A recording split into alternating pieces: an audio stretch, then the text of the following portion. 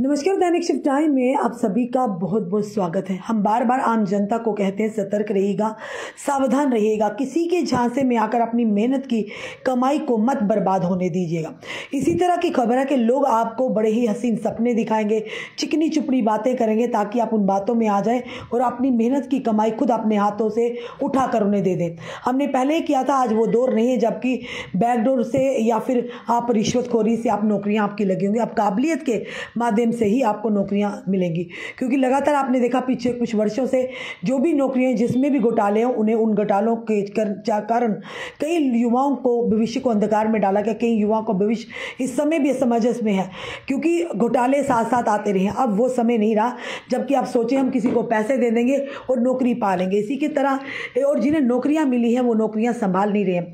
बताना चाहेंगे, नौकरी में धोखाधड़ी के आरोप में सीबीआई ने सरकारी स्कूल के शिक्षक को किया है गिरफ्तार। पूरी खबर के आपके साथ साझा करेंगे, उस वीडियो को शेयर भी कीजिएगा ताकि जानकारी हर एक जम्मू कश्मीर वासी तक पहुंचे और वो भी इस झांसे में ना आए। बताना चाहिए, क्राइम ब्रांच ने पैसे के बदले सरकारी नौकरी का वादा करके बेरोजगार युवाओं को ठगने के आरोप में एक निलंबित यानी सस्पेंडेड सरकारी स्कूल शिक्षक को गिरफ्तार किया है। क्राइम ब्रांच के एक अधिकारी ने कहा कि गिरफ्तार किए गए जो कि व्यक्ति है वो उस्ताद मोहल्ला जम्मू के रहने वाले हैं। उन पर पहले ही क्राइम ब्रांच जम्मू और जम्मू कश्मीर पुलिस द्वारा धोखाधड़ी के कई मामले शामिल होने के लिए 10 एफआईआर दर्ज है। यानी खुद बताइए, एक सरकारी मुलाजिम होकर उस पर 10 एफआईआर दर्ज है।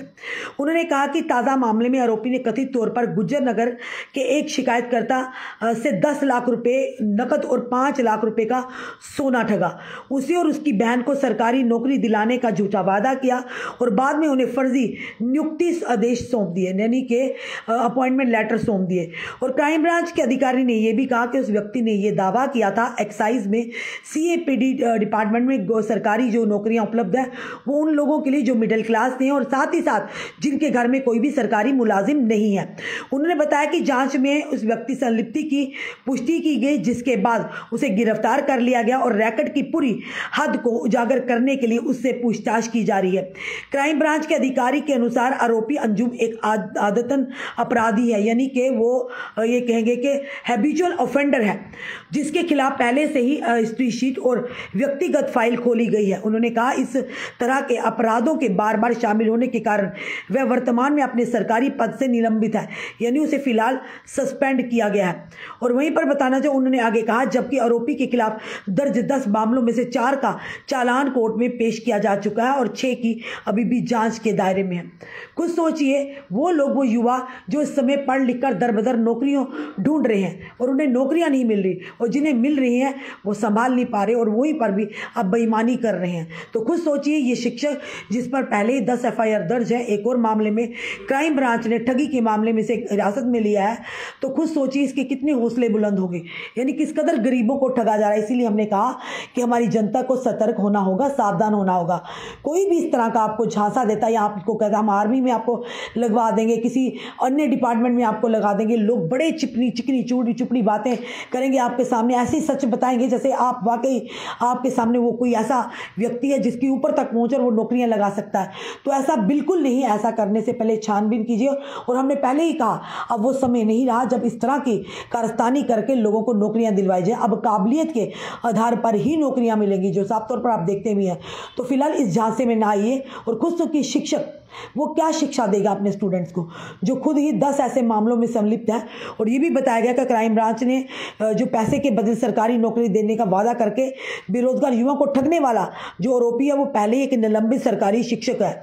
और ये भी बताया जाए, उन्होंने कहा कि वो उस्ताद मोहल्ले जम्मू के जमील अंजुम उसका नाम है, जिसे क्राइम ब्रांच ने फिर से यानी धोखाधड़ी के मामलों में उसे गिरफ्तार किया और साथ ही साथ 10 एफआईआर इस पर पहले ही दर्ज है।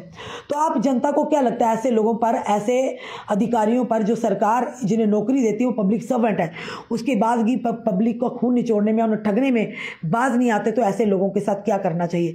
10 एफआईआर के बाद अभी भी वो सस्पेंड है, उन्हें नौकरी से टर्मिनेट नहीं किया गया। ये भी किसी बड़े क्राइम से कम नहीं है। और एक के बाद एक अगर इस तरह से हैबिचुअल ऑफेंडर है तो उनके साथ किस तरह का, यानी उन पर किस तरह से कार्रवाई होनी चाहिए। जनता अपनी राय जरूर कमेंट बॉक्स में रखिए।